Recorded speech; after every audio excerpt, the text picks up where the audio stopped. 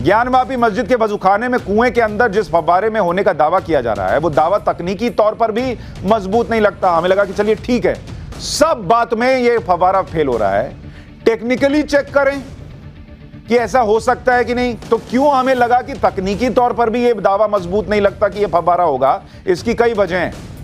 पहली वजह यह है कि फव्वारे के आसपास पानी की पाइपलाइन ही नहीं दिख रही। ये कहां से पानी आ रहा है? पानी का मन कर रहा है कि चलो थोड़ा निकलकर लहराते हुए ऊपर जाएं और नाच कराएं और थोड़ा दुनिया का मनोरंजन करें। ऐसा तो हो नहीं सकता।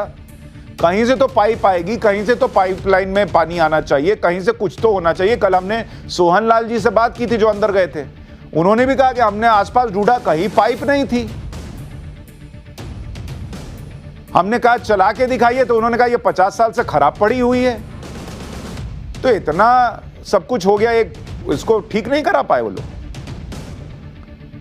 ये जैसे शाहीन बाग में कुदरती बिरयानी बट रही थी, वैसे ही ये कुदरती पानी आता है क्या इस फव्वारे से?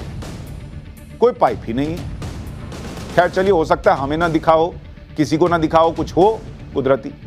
दूसरी वजह हमें क्या लगी कि ये क्यों फव्वारा जो है टेस्ट पास नहीं कर रहा, कि फव्वारे को चलाने के लिए ज्यादा प्रेशर की जरूरत होती है, तब ना पानी ऊपर पंप मारेगा। आज के जमाने में क्या करते हैं लोग? मोटर लगा लेते हैं, मोटर से पानी जो है वो ऊपर जाता है और फव्वारा दिखता है। पहले के जमाने में फव्वारे को चलाने के लिए किसी बड़े पानी के टंकी को ऊंचाई पर रख देते थे, क्योंकि पंप नहीं होता था। तो क्या होता था कि ऊपर से प्रेशर से पानी नीचे आया तो उसी से फव्वारे से ऊपर जाता। अब वजू खाने के आसपास ना तो कोई मोटर दिख रही है, ना पानी की कोई बड़ी टंकी दिख रही है जो ऊंचाई पर हो। अब जो बड़े बड़े वैज्ञानिक हैं वो खुद अपने बाल नोच रहे हैं कि कैसा फाउंटेन है भाई, कैसे चलता था? ना कोई टंकी दिखती है, ना मोटर दिखता है, ना पाइप दिखता है। बड़ा जादुई करिश्माई फाउंटेन है। तीसरी टेक्निकल वजह, फव्वारे के कंस्ट्रक्शन की बात करते हैं। किसी भी फव्वारे के स्प्रिंकलर पॉइंट, यानी वो जगह जहां से फव्वारे से पानी निकलता है, वो कभी आपने किनारे की बाउंड्री से नीचे नहीं होते देखिए, क्योंकि फव्वारा ढक जाएगा और फव्वारे का पानी बाहरी दीवारों से टकराने लगेगा तो उसकी सुंदरता ही ढक जाएगी। फिर फव्वारा बनाने का मतलब क्या रहा? जब फव्वारा इतना अंदर डाल दिए और उसका पानी निकल रहा है तो अंदर जाके झांकिएगा तब दिख रहा है, दूर से दिखाई नहीं। अभी मैंने आपको जितनी मस्जिदों में फव्वारा दिखाया, सब जगह बाहर ना था, कहीं छुपा हुआ था क्या? क्या अंदर जाइए और देखिए, अरे इसके अंदर तो फव्वारा है, सुनो आओ देखो। ऐसा होता है क्या? दूर से आदमी फव्वारा देख कर आता है। ये कौन था ऐसा भाई जो ऐसा फव्वारा बनाया जो कहीं मिलता नहीं, और दूसरा ऐसा बनाया जो पैमाने पे ठीक बैठता नहीं? समझ में नहीं आ रहा उसका इंक्रीमेंट करना है कि इतना ऐसा बना दिया जो कहीं नहीं है, या उसका जो है पैसा काट लेना है कि कैसा बनाया हो जी, दूर से दिखता नहीं। खैर, चौथी वजह, अगर मान भी लेते हैं कि यह फव्वारा सुंदरता के लिए नहीं बना था, तो उस फव्वारे से पानी निकल कर क्या होगा? कुएं में भरता होगा, फिर भरे हुए कुएं से पानी छलक कर वजू खाने में गिरता होगा, और नमाजी जो है वो जो छलक छलक कर पानी गिर रहा होगा उससे हाथ पैर धोते थे क्या? तो सिर्फ वजू खाने में पानी भरने के लिए एक कुआं बनाए, फिर कुएं में फव्वारा लगाए, फिर वो फव्वारे से पानी जो है लहरा लहरा के निकला और लहरा लहरा के कुएं के बाउंड्री से गिरा, तब जाके हाथ पैर धोए। ये कौन सा लॉजिक है जो हजम होगा क्या? इतना क्यों मेहनत किए कि कुआं बनाए, उसमें फव्वारा लगाए, वो भरेगा तो भाई उससे धोएंगे कैसे? क्योंकि अगर वो गिरेगा भी तो साइड में लहरा लहरा के सट सट के गिरेगा, तो कैसे हाथ पैर धोइएगा? तो जिसको अगर इतनी मेहनत करनी थी, या तो फाउंटेन ही लगा के छोड़ देता, वो दीवार नहीं बनाता, आसपास गिरता रहता, लोग उसी से धोते रहते। तो टेक्निकलिटी के हिसाब से भी जाइएगा तो फाउंटेन फेल हो जाता है। तो ये हमारा आकलन, अब कोर्ट क्या कहेगा वो तो कोर्ट जाने, लेकिन ये बातें मैं आपके सामने रख रहा हूं कि ऐसा फाउंटेन कहीं दिखता नहीं, इस्लामिक कल्चर में नहीं दिखता, वैसी आकृति नहीं दिखती, कहीं पाइप नहीं दिखता, कहीं पानी नहीं दिखता, कहीं टंकी नहीं दिखता, और आकृति भी सेट नहीं होती। फव्वारा तो पास में और बॉस। अब जरा चलते हैं शिवलिंग का टेस्ट करते हैं, क्योंकि कहा यह गया कि यह शिवलिंग है। लेकिन थोड़ी सी क्लैरिटी और ले लेते हैं। शिवलिंग का टेस्ट शुरू करें उससे पहले हमने एक्सपर्ट से भी बात की। शाम 5 बजे मेरा शो आता है, राष्ट्रवाद डिबेट शो। उसमें मैंने आज आर्कियोलॉजिकल सर्वे ऑफ इंडिया के पूर्व डायरेक्टर डॉक्टर अमरेंद्र नाथ को बुलाया था। उन्होंने 2 बड़ी बात कही। मैंने उनसे पूछा कि सर आपको क्या लग रहा है, आप तो इतना अनुभवी आदमी है, आर्कियोलॉजिकल सर्वे ऑफ इंडिया के डायरेक्टर रहे हैं, तो उन्होंने दो बात कही। पहला कि मुगल पीरियड में जो वजूखाने में फव्वारे बनते थे वो ऐसे नहीं होते थे, तो वो फव्वारे को एक तो नकार रहे हैं। और दूसरी बात उन्होंने दावा किया कि शिवलिंग से ऐसा लगता है कि छेड़छाड़ हुई है। देखने में शिवलिंग लग रहा है, छेड़छाड़ हुई लग रहा है, बाकी पास से देखेंगे तो ज्यादा पता चलेगा। लेकिन उन्होंने शुरुआती तौर पर जो दिख रहा है उस पर यह टिप्पणी की कि फव्वारा नहीं लग रहा, शिवलिंग लग रहा है और शिवलिंग से छेड़छाड़ हुई है, जानबूझकर कुछ ऊपर जोड़ा गया, ये उन्होंने कहा। एक बार सुनिए उनको। ये जो तस्वीर दिखाई जा रही है उसके आधार पर ये फव्वारा नहीं दिखता है, क्योंकि जितने भी फव्वारे हम देख रहे हैं इस मुग़ल पीरियड के जो मस्जिद हैं उसमें वजू में जो बने हुए हैं, कहीं कहीं पर देखे जाते हैं, वो उसमें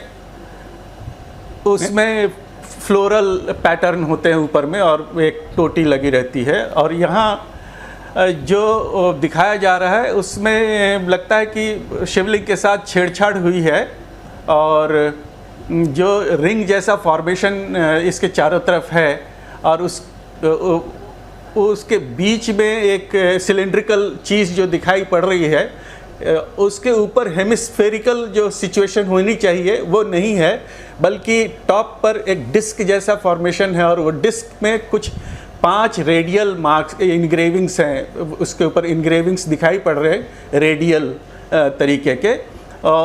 तो ये इसके साथ छेड़छाड़ हुई है और अगर वो सचमुच में ये इसी जगह पर शिवलिंग है तो फिर इसके साथ छेड़छाड़ हुई है, अन्यथा कोई और स्थल शिवलिंग का होना चाहिए। तो अब आप सुन रहे हैं, आर्कियोलॉजिकल सर्वे ऑफ इंडिया के पूर्व डायरेक्टर कह रहे हैं कि फव्वारा जैसा तो नहीं लग रहा, छेड़छाड़ लग रही है, शिवलिंग जैसा लग रहा है और इसकी जांच होनी चाहिए। कुएं में शिवलिंग मिलना कोई नई बात नहीं। अब शिवलिंग का जरा टेस्ट करते हैं। कुछ लोगों ने कहा कि भाई कुएं में शिवलिंग कैसे मिलेगा। मैं आपको उदाहरण देता हूं कि कुएं में शिवलिंग मिल सकता है या नहीं। 2 साल पहले इसी वाराणसी के ही बबनियाव में करीब 200 साल पुराने कुएं की खुदाई हो रही है। वहां क्या मिला? शिवलिंग मिला। जो तस्वीर आप देख रहे हैं ये शिवलिंग कुएं में मिला, उसकी तस्वीर आपको दिखा रहा हूं। तो जो ज्ञानी और महानुभाव कह रहे हैं कि अरे कुएं के अंदर शिवलिंग कैसे हो सकता है, ये तो नहीं हो सकता, कुएं के अंदर खुदाई में भी शिवलिंग मिला भाई। अच्छा, अब आप कहेंगे कि चलिए एक उदाहरण हो सकता है, आपको और उदाहरण देता हूं। ओडिशा के बालासोर में बाबा भुसंडेश्वर मंदिर का शिवलिंग आपको दिखा रहा हूं। यह 12 फीट ऊंचाई और 14 फीट चौड़ाई का शिवलिंग है, जो दुनिया में सबसे बड़े शिवलिंग में से एक है। अब अगर आप इस शिवलिंग को देखेंगे और ऊपर अगर नाग देवता न बैठे हों तो एक बार के लिए कोई कह सकता है ये तो फाउंटेन है, लेकिन अगर आप इसको गौर से देखेंगे तो ऐसे शिवलिंग मिलते हैं, ऐसे शिवलिंग होते हैं, इनकी पूजा की जाती है। ऊपर सिर्फ एक आकृति लगाने भर की देर है और दुनिया में बहुत महानुभाव ऐसे मिलेंगे जो इसको भी फाउंटेन बता देंगे। अब आपको इस तरह के कई शिवलिंग मिल जाएंगे जो कुएं या गहरे स्थान में बने हुए हैं। ऐसे ही एक शिवलिंग की तस्वीर आपको और दिखा रहे हैं। यह भी तस्वीर देखिए।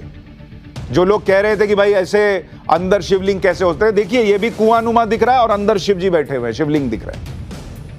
आपको कर्नाटक के हम्पी की तस्वीर दिखाता हूं, जहां जमीन के नीचे विशालकाय शिवलिंग, जमीन के नीचे। यह हम्पी के बदवी लिंग मंदिर की तस्वीर है। यहां 3 मीटर ऊंचाई का शिवलिंग है। जिस तरह कल सर्वे के दौरान शिवलिंग मिला था वो जगह भी आपको दिखाते हैं। काशी विश्वनाथ मंदिर के ड्रोन विजुअल से शिवलिंग मिलने की जगह साफ हो रही है और नंदी की पोजीशन और शिवलिंग की पोजीशन बिल्कुल वैसी ही है जैसे शास्त्रों के अनुसार होनी चाहिए। मतलब जिस तरफ नंदी देख रहे हैं बिल्कुल ठीक उधर ही शिवलिंग मिलने की बात है। अब आपको पूरा तस्वीर, परिसर, कहां पर नंदी है और कहां पर शिवलिंग मिला है, वो सारी बातें, और वजूखाना कहां है, वो आपको पूरा मैप दिख रहा है। एक एक चीज कोरिलेट हो रही है। तो वीडियो को लाइक करें और चैनल को सब्सक्राइब भी कर लें। मैं ऐसी ही और वीडियो आप लोगों के लिए लेकर आता रहूँगा। तब तक के लिए नमस्कार।